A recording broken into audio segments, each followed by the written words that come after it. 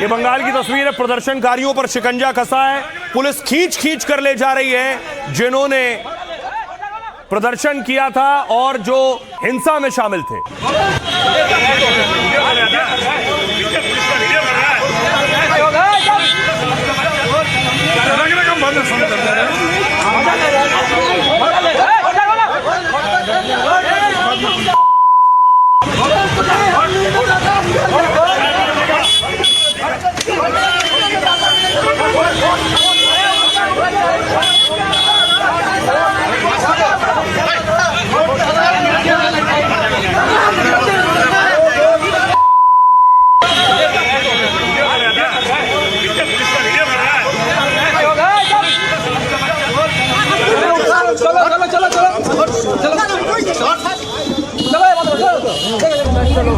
ये आप देख रहे हैं एक एक को भरा जा रहा है, एक एक की गिरफ्तारी हो रही है।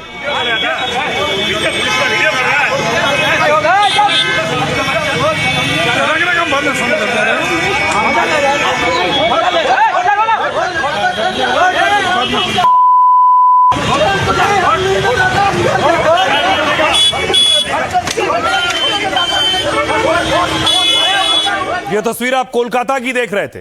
अब देखिए जरा, हुगली में तृणमूल कांग्रेस के नेताओं की गिरफ्तारी हुई है। हुगली से पकड़े गए ये टीएमसी नेता।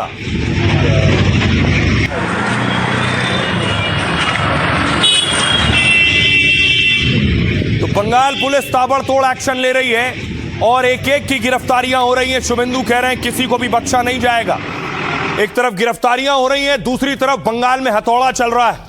लगातार बुलडोजर एक्शन और अवैध अतिक्रमण पर हथौड़ा।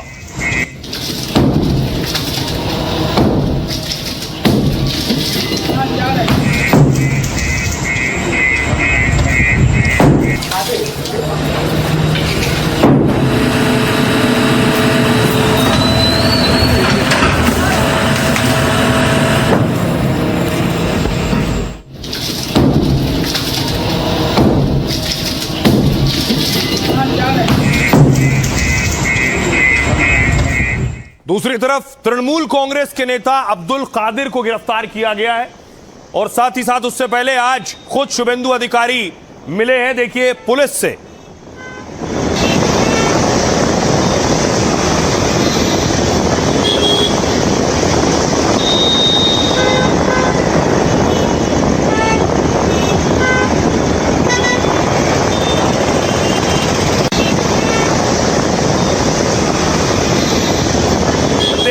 शुभेंदु अधिकारी ने आज कोलकाता में साउथ डिवीजन पुलिस के साथ आज बैठक की थी और शुभेंदु ने पुलिस को साफ निर्देश दिए, जो भी माहौल खराब कर रहा है उसकी गिरफ्तारी कीजिए। ये तृणमूल कांग्रेस के नेता अब्दुल कादिर जिनकी गिरफ्तारी हुई। कादिर कह रहे हैं मैंने सरेंडर किया। দাদা কি বলবেন, চক্রান্ত করা হচ্ছে?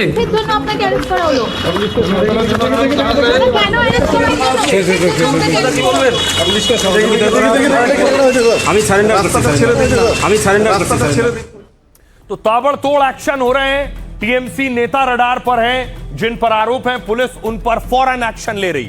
आसनसोल से तस्वीरें सामने आई। टीएमसी नेता की गिरफ्तारी आसनसोल में हुई है। ये दोनों उठाए गए वहां से। क्या करिए, तो षड्यंत्र है, तो हमको तो न्यायालय पर भरोसा है। और ये दोनों टीएमसी नेता जिन्हें आप देख रहे हैं, इन पर आरोप था इल्लीगल टोल लेने के इल्जाम में गिरफ्तारी हुई। ये तो षड्यंत्र है, तो हमको तो न्यायालय पर भरोसा है, राजनीतिक षड्यंत्र है। दूसरी तरफ शुभेंदु अधिकारी ने आज बैठक की और महिलाओं पर शुभेंदु अधिकारी ने कहा है जो महिला अपराध में शामिल है उन पे बड़ा एक्शन होगा। का साथ इस सरकार को लाया। ये बंगाल में जिस तरीके से संदेशखाली आरजीकर से लेकर ऊपर जो अत्याचार हुआ, महिला को जिस तरीके से आग से जलाया, इस सब के खिलाफ molestation, rape, attempt to rape, वो सबके खिलाफ कुछ कार्रवाई हो, इसलिए एक कमीशन हुआ। कार्रवाई हम लोग चालू कर देगा तुरंत। और हमारी माता, बहन, दीदी, बेटी ने उम्मीद का साथ इस सरकार को लाया। ये बंगाल में जिस तरीके से संदेशखाली आरजीकर से लेकर ऊपर जो अत्याचार हुआ, महिला को जिस तरीके से आग से जलाया, इस सब के खिलाफ molestation, rape, attempt to rape, वो सबके खिलाफ कुछ कार्रवाई हो, इसलिए एक कमीशन हुआ। कार्रवाई हम लोग चालू कर देगा तुरंत। और हमारी माता, बहन। और अब देखिए दूसरी तरफ क्या हुआ दुर्गापुर में टीएमसी के ब्लॉक प्रमुख को गिरफ्तार किया गया है। दुर्गापुर की तस्वीर आप देख रहे हैं। टीएमसी के नेता दोनों को पुलिस ने गिरफ्तार किया है। दोनों दुर्गापुर के ब्लॉक प्रेसिडेंट बताए जा रहे हैं।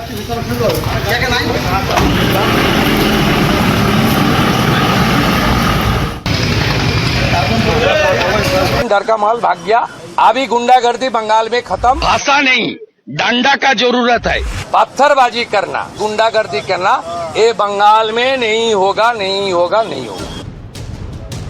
बंगाल में अब बवाल किया तो ताबड़तोड़ इलाज होगा। सीएम शुभेंदु बुलडोजर गाज गिराएंगे और उपद्रवी नुकसान की पाई पाई चुकाएंगे। कुर्सी संभालते ही शुभेंदु सरकार ने ऐलान किया था, लेकिन फिर भी बंगाल में जिन्होंने कानून से खिलवाड़ की हिमाकत की, उन पर अब शुभेंदु और उनके पुलिस का डंडा भी चलने लगा है। पुलिस पर पत्थर चलाने वाले अब रहम की भीख मांग रहे हैं और शुभेंदु ने कह दिया है कि पत्थरबाजी और सड़क पर नमाज अब बंगाल में ना चालबो। पत्थरबाजी करना, गुंडागर्दी करना, ये बंगाल में नहीं होगा, नहीं होगा, नहीं होगा। तो शुभेंदु अधिकारी कह रहे हैं बंगाल में पत्थरबाजी नहीं होगी, हिंसा नहीं होगी, जो भी कानून हाथ मिलेगा उस पर कार्रवाई होगी, भले ही वो कौन हो। अब तक देखिए क्या एक्शन हुआ है, तस्वीर देखिए जरा। अब तक दर्जनों गिरफ्तारियां हो चुकी हैं। पुलिस ने अब तक इतना एक्शन लिया है। बंगाल में उपद्रवियों और दंगाइयों पर शुभेंदु की गाज गिरने लगी है। 3 दिन में 60 से ज्यादा उपद्रवी सलाखों के पीछे पहुंच चुके हैं। कोलकाता से आसनसोल तक दंगाइयों में कोहराम मचा है। बंगाल में बुलडोजर एक्शन पर कुछ लोगों ने बवाल शुरू कर दिया। कोलकाता के पार्क सर्कस इलाके में सड़क पर जाम कर प्रदर्शन किया। प्रदर्शनकारी शुभेंदु सरकार के 3 नए एक्शन का विरोध कर रहे थे। कौन से 3 नए एक्शन? पहला, कोलकाता के तिलजिला इलाके फैक्ट्री पर बुलडोजर एक्शन हुआ। फैक्ट्री में आग लगी, 2 की मौत हुई, उसके बाद अवैध हिस्से को गिराया गया। दूसरा, लाउडस्पीकर की आवाज कम करने पर लोगों में गुस्सा था। 2 दिन पहले आसनसोल में इसे लेकर पुलिस चौकी पर पथराव हुआ। और तीसरा, सड़क पर नमाज पढ़ने पर रोक को लेकर कुछ लोग नाराज थे। 2 दिन पहले राजा बाजार में सड़क पर नमाज रोकी गई तो तनाव बढ़ गया और इन तीनों मुद्दों को लेकर प्रदर्शनकारियों ने कोलकाता में सड़क जाम किया। पुलिस और केंद्रीय सुरक्षा बल के जवानों ने उन्हें रोकने की कोशिश की और समझाया कि सड़क ब्लॉक ऐसे प्रदर्शन की किसी को इजाजत नहीं है। तो कुछ प्रदर्शनकारियों ने पुलिस और जवानों पर पथराव शुरू कर दिया। प्रदर्शनकारियों ने पुलिस की कुछ गाड़ियों में तोड़फोड़ भी की है और भीड़ के ईंट और पत्थर के हमले में 10 पुलिस जवान घायल हो गए। 3 गंभीर बताए जा रहे हैं, जिसमें से भीड़ के उत्पात और पुलिस पर हमले को लेकर शुभेंदु ने कड़े एक्शन लिए। 40 आरोपी गिरफ्तार किए गए। पत्थरबाजों और शुभेंदु ने चेतावनी दी है पत्थर चलाने वालों को। कहा, पुलिस मंत्री और गृह मंत्री के तौर पर आखिरी वार्निंग दे रहा हूं, इसके बाद एक बार भी पुलिस पर हाथ उठाया तो कड़ी सजा मिलेगी। अगर किसी ने ऐसा काम किया तो मुझसे खराब पुलिस मंत्री कोई नहीं होगा। रसूखदारों से कनेक्शन और धार्मिक आधार पर भी कोई नहीं बचेगा। शुभेंदु सरकार 5 साल में हुई चुनावी हिंसा की फाइलें भी खोलने वाले हैं और जांच एजेंसियों ने अब तक 458 नई जांच शुरू की है। 181 एफआईआर दर्ज की गई है। 59 ऐसे मामले हैं दोबारा खोले गए हैं जिनकी अंतिम रिपोर्ट बन गई है। मतलब बंगाल में हिंसा का ताजा मामला हो या फिर पुराना, हिसाब सबका होगा। आइए आपको सुनवाता हूं, सुनिए जरा शुभेंदु क्या कह रहे हैं इस पूरे मामले पर। कश्मीर में बहुत पहले खत्म हो गया, जब धारा 370-35A को एबोलिश किया भारत सरकार, तब से खत्म हो गया। कश्मीर में इस तरीके से इंसिडेंट नहीं होता। बंगाल में थोड़ा आदत इनको पड़ गया था कि हम लोग को कुछ नहीं करेगा कुछ सरकार। पुलिस का अंदर भी डर का माहौल था, लेकिन डर का माहौल भाग गया। अभी गुंडागर्दी बंगाल में खत्म, 0 टॉलरेंस। ये मैसेज जो उपद्रवी है उनको भी ये मैसेज चला जाना चाहिए। ये सरकार अपने कार्रवाई करेगा। इस सरकार देखना है सोचना है में नहीं है। पत्थरबाजी करना और रिलीजियस नारा के साथ गुंडागर्दी करना, ये बंगाल में नहीं होगा, नहीं होगा, नहीं होगा। आप इसका बुलडोजर एक्शन उड़ीसा में देख लीजिए, अभी यहाँ पर जीते थे। हरियाणा में देख लीजिए, मध्य प्रदेश में तो हुआ ही है, राजस्थान में हुआ है, महाराष्ट्र में हुआ है। अब बंगाल के अंदर गरीबों को उजाड़ा जा रहा है। क्यों? क्योंकि बिजनेसमैन को उन्होंने वो जमीनें देनी है। तो ये पूंजीपतियों के साथ सदैव रही है। 1000 आदमी आके बंद कर दिया, आप आके बोलो नारे तकदीर, ऐसी बात नहीं चलती है। सरकार चलने से जो हमारा सीएम एकदम डिसीजन अच्छा लिया है, शुभेंदु अधिकारी का डिसीजन है, मतलब भारतीय जनता पार्टी के डिसीजन ले रहे, अच्छा डिसीजन ले रहे, ऐसे नहीं चलते सरकार। सरकार भी कुछ काम है। सरकार हम लोग को पब्लिक सपोर्ट करके हम लोग सत्ता में लेकर आया, तो हम लोग को ब्यूटीफुल वेस्ट बंगाल हमको बनाना है। हमारा डबल सरकार इंजन है, हम लोग काम करेंगे। अब देखिए, बड़ा सवाल यह है कि शुभेंदु एक्शन ले रहे हैं। शुभेंदु ने कहा कि अब कोई भी ऐसी चीजें सड़कों पर बर्दाश्त नहीं की जाएंगी जिससे माहौल खराब हो सकता है। कोई भी धार्मिक कार्यक्रम सड़क पर नहीं होगा। उसके बाद बवाल हुआ। शुक्रवार का दिन था, जो नमाज पढ़ने आते हैं उनकी जिद थी कि हम तो शुरू से जब ज्यादा नमाजी आते हैं तो सड़क पर नमाज पढ़ते हैं, तो फिर आखिर अब क्यों रोक लगाई जा रही है।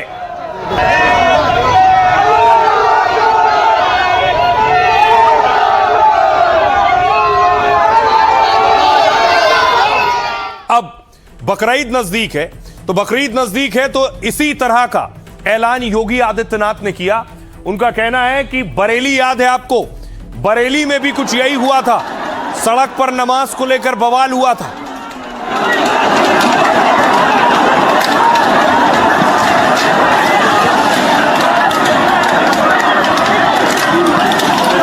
अरे भैया,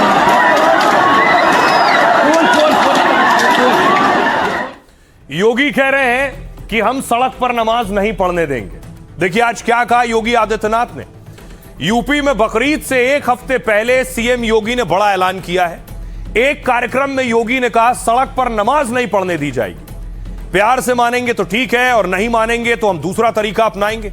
दरअसल यूपी में 70,000 से ज्यादा मस्जिद और ईदगाह हैं, जबकि बकरीद मनाने वाले मुस्लिमों की आबादी है करीब 4 करोड़। अगर सारे मुस्लिम एक ही वक्त में नमाज अदा करने पहुंचेंगे तो मस्जिद और ईदगाह में इबादत के लिए जगह कम पड़ जाती है। कुछ मुस्लिम धर्मगुरु इसका हवाला देकर सड़क पर नमाज की वकालत करते हैं और कहते हैं कि बकरीद जैसे खास मौकों पर कम से कम नमाज की इजाजत दी जाए। लेकिन सीएम योगी ने 2019 से यूपी में सड़क पर नमाज पर बैन लगा दिया। हाई कोर्ट ने भी कहा कि सार्वजनिक जमीन या सड़क पर नमाज पढ़ना कानून नहीं है, मतलब आप नमाज नहीं पढ़ सकते सड़क पर। बकरीद आते ही देश के सबसे बड़े राज्य में फिर सड़क पर नमाज को लेकर मुद्दा उठा, तो योगी ने साफ कह दिया अगर नमाज पढ़नी है तो जगह जहां तय वहां पढ़िए। कुछ लोग कह रहे हैं हमारी संख्या ज्यादा है, उस पर योगी ने कहा तो फिर आप शिफ्ट में पढ़िए। हम कहीं भी नमाज नहीं रोकेंगे, लेकिन सड़क पर अराजकता नहीं होने देंगे। राज्य की सड़कें नमाज पढ़ने या किसी तरह की भीड़ जुटाने के लिए नहीं है, और सड़क आम लोगों के चलने के लिए है। ट्रैफिक बिगाड़ने का अधिकार किसी को नहीं है। आप अगर संवाद से मानेंगे तो ठीक है, नहीं तो संघर्ष करके देख लीजिए। बरेली में कुछ लोगों ने सरकार की ताकत को आजमाने का दुस्साहस किया। प्रशासन ने उन्हें कड़ा सबक सिखाया और लोगों ने भी वो ताकत देखी है। बरेली में इन लोगों ने ताकत भी आजमाई और लोगों ने भी ताकत देख ली है। बरेली में 26 सितंबर 2025 को जुमे की नमाज के बाद हिंसा भड़क उठी थी, आपको याद होगा।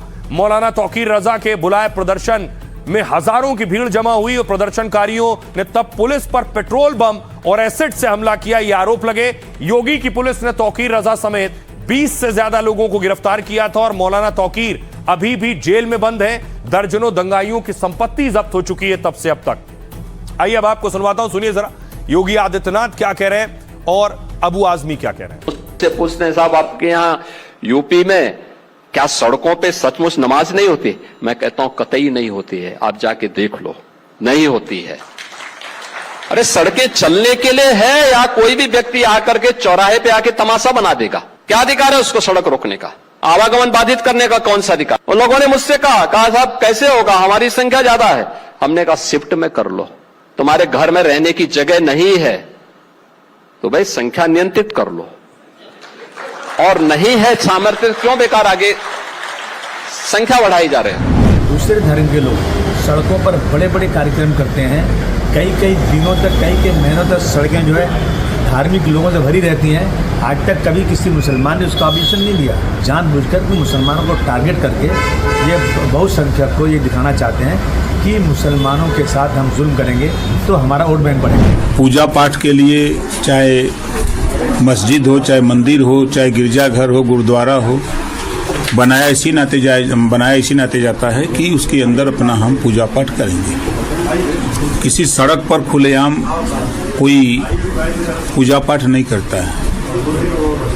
तो उन्होंने जो कहा है माननीय मुख्यमंत्री जी ने वो सही कहा है। तो इस तरह की भाषा का इस्तेमाल करना कि नहीं, फिर हमको हम हमारे हिसाब से करें, क्या करेंगे? आप सबको मार डालेंगे क्या करेंगे, सबको गोली मार देंगे, क्या करेंगे आप? तो इस तरह की भाषा का प्रयोग नहीं होना चाहिए। मैं तो चाहूंगा मोदी जी देखिए, सुनिए आपके मुख्यमंत्री क्या अल्फाज इस्तेमाल कर रहे हैं। रास्ते अवरुद्ध करके कोई प्रोग्राम करेगा, अब कोई भी हो सकता है, इसको लागू क्या है ना, अन्याय करते करते आप लोग सोच लिए कि अन्याय ही बुधाय न्याय है। अन्याय न्याय नहीं है। जो नियम है उसको, देश में अगर रहना है तो देश का नियम फॉलो करना है। मुसलमान रोडों पे नमाज नहीं पढ़ता है और न चौराहों पे नमाज पढ़ता है, न पार्कों पे नमाज पढ़ता है। और शरीयत ने खुद एक व्यवस्था की है, जब नमाजी ज़्यादा हो जाते हैं तो इमाम चेंज करके एक ही मस्जिद में 2 जमातें, 3 जमातें, 4 जमातें कर लीजिए। जितने भी मजहबी रीति रिवाज तमाम मज़ाहिब के हैं, सभी को चाहिए कि सड़कों पर इस तरीके का कोई भी प्रोग्राम ना हो। कोई भी चाहे पॉलिटिकल रैली हो या मजहबी जुलूस हो या मजहबी जलसा हो, हरगिज़ सड़क पर नहीं होना चाहिए। इसका हम लोग सपोर्ट करते हैं। अब देखिए, नमाज के अलावा एक दूसरा बवाल शुरू हो गया। बवाल अब वंदे मातरम को लेकर।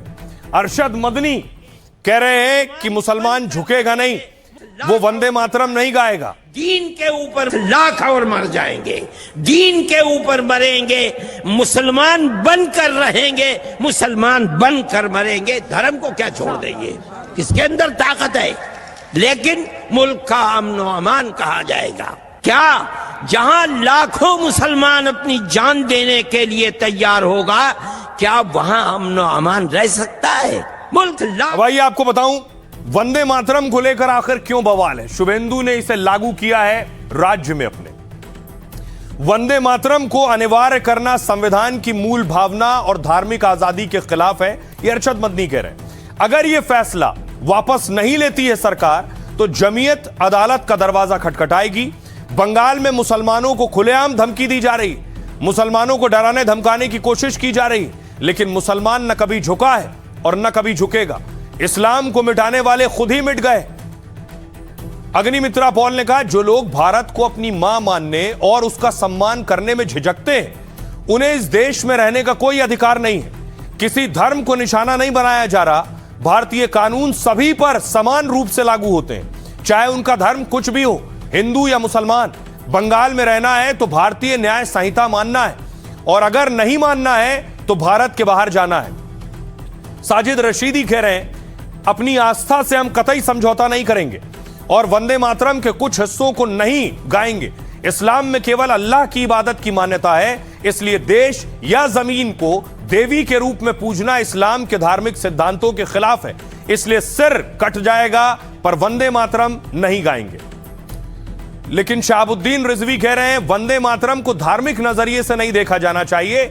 यह केवल एक गीत नहीं, आजादी की लड़ाई की साझा विरासत है। आजादी के आंदोलन में जोश और देशभक्ति भरने वाला नारा है। सुनिए जरा क्या कुछ कह रहे हैं सियासतदान। और समाज को इतना बड़ा प्रेरणा दिया जो संगीत, वो बंगाल में गाने के लिए उसको अनुमति नहीं है। यही लिखा गया, ऋषि बंकिम ने लिखे हैं, तो उसका हम लोगों ने इम्प्लीमेंट किया है और आज से हर स्कूल में इसका गायन होगा। सरकारी अब स्कूल में हमारे बच्चे जहाँ से प्रेरणा इनको मिलेगा देशभक्ति का, उनको वहाँ से सिखाया। कोई दिक्कत नहीं है। भारत का वंदे मातरम स्लोगन तो पहले से था, अभी भी रहेगा। जितना दिन दुनिया रहेगा उतना दिन रहेगा। क्या दिक्कत है? वंदे मातरम के लिए किसी को कोई प्रॉब्लम नहीं होना चाहिए। बात अगर वो वंदे मातरम की कहते हैं तो देश का आम मुसलमान भी पूरी शिद्दत के साथ देश की समृद्धि, देश की खुशहाली में अपना योगदान दे रहा है। लेकिन ऐसे ही कुछ लोग हैं जो बयान देके देश के मुसलमानों को बहकाने का काम करते हैं। हम वंदे मातरम भी कहते हैं, हम भारत माता की जय भी कहते हैं, और वंदे मातरम कहना या वंदे मातरम गीत का सम्मान करना यह हर भारतीय का कर्तव्य है। ये आस्था पर सीधी चोट है। मुसलमान की आस्था ये है कि हम भारत को माँ नहीं मानते। भारत को माँ हम कैसे मान लेंगे? हमारी माँ एक ही है जिसने हमको जन्म दिया है, जिसने 9 महीने पेट में रखा है, जिसने 2.5 साल दूध पिलाया है, वही हमारी माँ है। और हम उसको भी पूजनीय नहीं मानते, पूजा नहीं करते उसकी भी, उसके सामने भी हम सजदा नहीं करते। तो धरती को कैसे सजदा कर सकते हैं? लेकिन इस तरह से इस्लाम में नहीं है। यही इस्लाम की खूबसूरती है, वो एक खुदा को मानता है और उसी की इबादत करता है। मैंने अभी कहा कि इस तरीके को लोग विवादित बयान देते हैं। बेशक हमारी जन्म देने वाली माँ है, और माँ का मर्तबा, माँ के पैर के नीचे हम जन्नत मानते, और जो माँ का मर्तबा है वो किसी का नहीं है। मगर हमारे मजहब ने, जो भारत माता की बात है, हमारे मजहब ने कहा है कि हुब्बुल वतन मिनल ईमान, वतन की मोहब्बत ईमान का जुज है। हमारे यहाँ वतन की मोहब्बत पहले है, मजहब की मोहब्बत बाद में। ये सारी लड़ाई नई सरकार बनने के बाद से शुरू हुई है। अलग अलग तरह से आरोप लग रहे हैं, समर्थक खुश हैं और विरोधी सवाल भी उठा रहे हैं। दूसरी तरफ शुभेंदु अधिकारी देखिए, आज उन्होंने सीएम बने हैं, जनता दरबार लगाया है, लोगों की फरियाद सुनी है, लोगों की शिकायत और परेशानी सुनी है।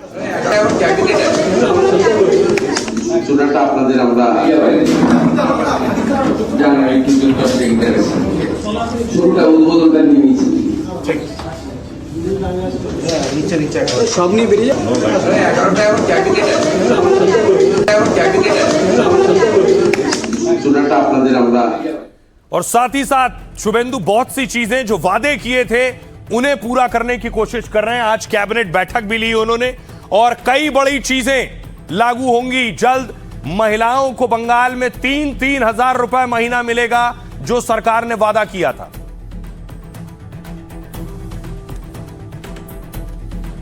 और अब आपको बताऊं कौन से बड़े फैसले जो लागू होने वाले हैं, जिसे कैबिनेट में मोहर लगाई गई है। सबसे पहले देखिए जरा, अन्नपूर्णा भंडार। क्या है अन्नपूर्णा भंडार? बंगाल में 1 जून से अन्नपूर्णा भंडार योजना शुरू होगी। इसके तहत महिलाओं के खाते में 3,000 रुपए हर महीने आएंगे। इसे ममता की लक्ष्मी भंडार योजना का विस्तार कहा जा रहा है। 2021 में ममता सरकार ने 500 रुपए महीने से इसे शुरू किया और अपने आखिरी बजट में इसे कर दिया 1,500 रुपए। अब बीजेपी सरकार महिलाओं को 3,000 रुपए देगी। इसके साथ ही महिलाओं को फ्री बस सेवा, सरकारी बसों में महिलाएं मुफ्त में सफर कर सकेंगी। 1 जून से सरकारी बसों में महिलाओं का किराया नहीं लगेगा। महिलाओं के लिए फ्री बस सेवा की शुरुआत दिल्ली से हुई है। अभी 7 राज्यों में महिलाओं के लिए मुफ्त बस सुविधा चल रही है। अवैध मदरसे बंद होंगे। गैर मान्यता प्राप्त और अवैध मदरसों की लिस्ट बनाई जा रही है बंगाल में। बंगाल में बिना मान्यता वाले ऐसे सारे मदरसे बंद किए जाएंगे। बंगाल में केवल 614 मदरसे ही सरकार से मान्यता प्राप्त हैं। मतलब हजारों मदरसों पर शुभेंदु सरकार की गाज गिरने वाली है। इसके अलावा इमाम और पुजारियों का वेतन बंद हो रहा है। ममता सरकार मौलवियों और पुजारियों को मानदेय देती थी। इमाम को 3,000, मुअज्जिन को 2,000 रुपए प्रति महीने, पुजारियों यानी हिंदू पुजारियों को 2,000 रुपए प्रति महीने मिलते थे। शुभेंदु सरकार ने पहली कैबिनेट बैठक में इसे बंद कर दिया है। ममता की विवादित ओबीसी लिस्ट रद्द हो गई है। बंगाल में 77 समुदाय ओबीसी आरक्षण से बाहर होंगे। आरोप है कि तुष्टीकरण के लिए ओबीसी कैटेगरी बढ़ाई गई। 2010 से 2012 के बीच 77 समुदायों को ओबीसी में शामिल किया गया और इन 77 समुदायों में से 75 मुस्लिम समुदाय से ताल्लुक रखते हैं। आरोप लगा कि मुसलमानों को ओबीसी आरक्षण दिलाने के लिए उनमें से 75 को ओबीसी लिस्ट में शामिल किया है। कलकत्ता हाईकोर्ट ने भी इसे अवैध बताया था और रोक लगाई थी। तब ममता सरकार ने इसे सुप्रीम कोर्ट में चुनौती दी थी। शुभेंदु सरकार ने हाईकोर्ट के फैसले को लागू कर दिया है। सुनिए जरा शुभेंदु अधिकारी क्या कह रहे हैं इस पर और अग्निमित्रा पॉल क्या कह रहे हैं। इस तरीके से महिला के ऊपर अत्याचार हुआ, molestation, rape, attempt to rape, वो सबके खिलाफ कुछ कार्रवाई हो। आज कैबिनेट ने मंजूरी दे दिया। 2 रिटायर्ड कलकत्ता हाईकोर्ट के जज भी कंसेंट दे दिया। इसलिए एक कमीशन हुआ। समाप्ति चैटर्जी चेयरपर्सन रिस्पेक्टेड और दमयंती सिंह जी मेंबर सेक्रेटरी। कार्रवाई हम लोग चालू कर देगा तुरंत। फुल कोऑपरेशन कीजिए। जो जानकारी है, जो डॉक्यूमेंट्स है, एविडेंस है, ये कमीशन को आप भेजिए और आपका जो उम्मीद है वो पूरा करने का काम इस सरकार करेगा। ममता बनर्जी, आप सोचे हैं कि आप भगवान हैं, आप माँ शारदा है, चैतन्य महाप्रभु है। आप है नहीं। आप सोचे थे और आपका लोग सोचे थे कि आप इंडिस्पेंसिबल है, लेकिन बंगाल के लोग दिखा दिया है, इधर यू परफॉर्म, यू डिलीवर और यू पेरिश। तो आप पेरिश हो गए। अब देखिए जरा दूसरी तरफ एक तस्वीर आपको दिखाऊं कि बंगाल में जो एक्शन हो रहा है, न सिर्फ उन लोगों पर जिन्होंने हिंसा की, न सिर्फ तृणमूल के कार्यकर्ताओं पर। तृणमूल ने, उन पर आरोप लगता है कि अपने दौर में उन्होंने कई जगहों पर कब्जे कर रखे थे। अब वो कब्जे हटाए जा रहे हैं। टीएमसी के अतिक्रमण पर एक्शन हुआ है। कहा जाता था ये एक मैरिज हॉल था जिस पर टीएमसी का कब्जा था, वो कब्जा हटवाया गया।